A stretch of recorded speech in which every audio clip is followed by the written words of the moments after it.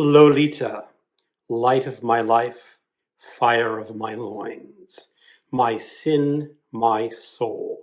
Lolita, the tip of the tongue taking a trip of 3 steps down the palate to tap at 3 on the teeth.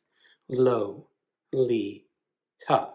She was low, plain low, in the morning, standing 4 feet 10 in one sock. She was Lola in slacks. She was Dolly at school. She was Dolores on the dotted line. But in my arms, she was always Lolita.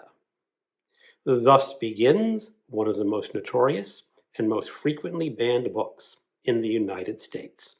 Why does this book cause such an uproar?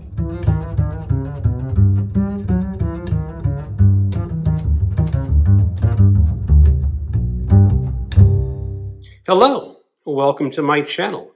Another Bibliophile Reads. My name is Greg, and today I want to talk a little bit about Lolita by Vladimir Nabokov, originally published in 1955. Modern Library in 1989 listed it in the top 100 best books.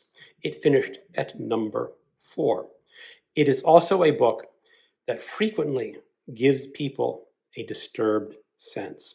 They don't want to read this book because it is, in their mind, perhaps too graphic in its content.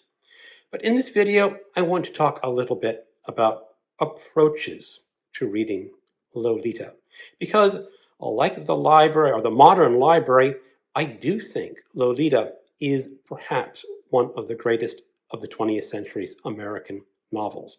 And Vladimir Nabokov, who was born in Russia and English was his third language, is an absolute master of English prose, and it shines so extensively and ecstatically in this novel. But I want people not to be afraid of reading Lolita. Yes, you can go look at this book and anticipate there will be some disturbing passages in here. However, this is not a graphic sex novel. In the annotated version of Lolita, the editor made a comment.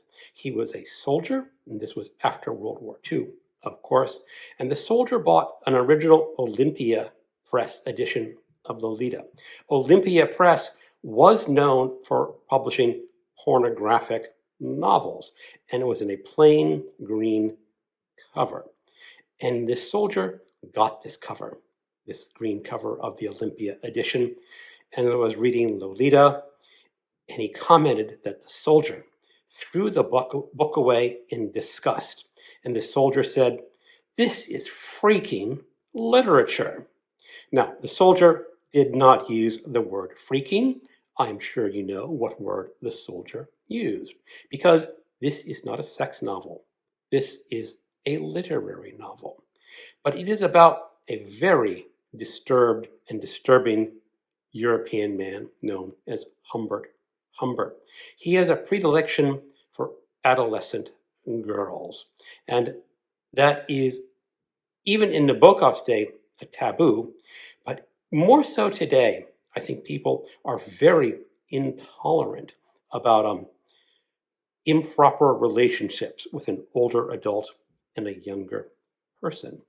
But the problem with this is Humbert Humbert is so eloquent in his writing that it creates this veneer over his inner awfulness.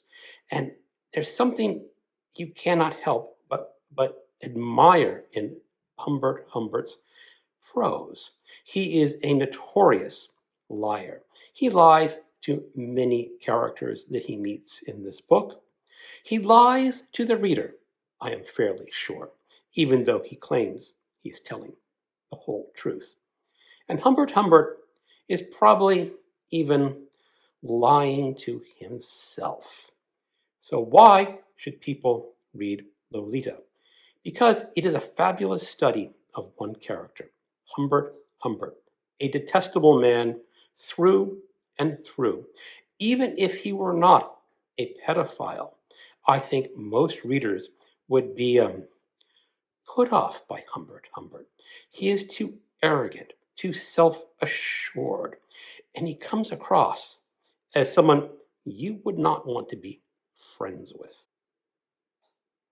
There are many controversies now and then about authors misbehaving or artists misbehaving, and people are talking about separating the artist from the art, because a bad man can write a good book. But can a good man, and I do believe that Vladimir Nabokov was about as good as an ordinary person can be. I have not heard any particularly bad rumors about unnatural sexual predilections in Nabokov's life. But can a man like that write a good book about a thoroughly wicked man? And yes, I think he can. But the reader has to overlook Humbert Humbert's wickedness, because there's a separation there.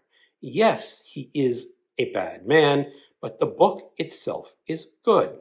And and it's deliberate. I don't think Lolita could have been a good book if you had taken out the unnatural desires of Humbert Humbert and just made him a bore.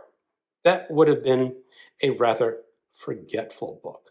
It is a good and magnificent book because Humbert Humbert goes over that edge into areas where sensible people should not go. He would be, in real life, thrown in jail for what he did to Lolita, even though he says it was not really a crime.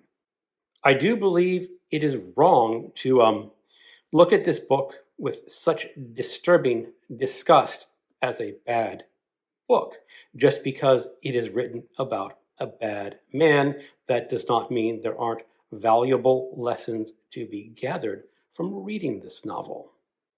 I have seen a number of BookTube videos about people claiming that Lolita is one of the novels that they will never want to read because the content will be too disturbing. I think that is a mistake. I think if you go into this novel knowing what a horrible human being Humbert Humbert is, but look at his character. Look at what Nabokov is trying to tell the reader about life in the United States in the middle 40s to the early 50s.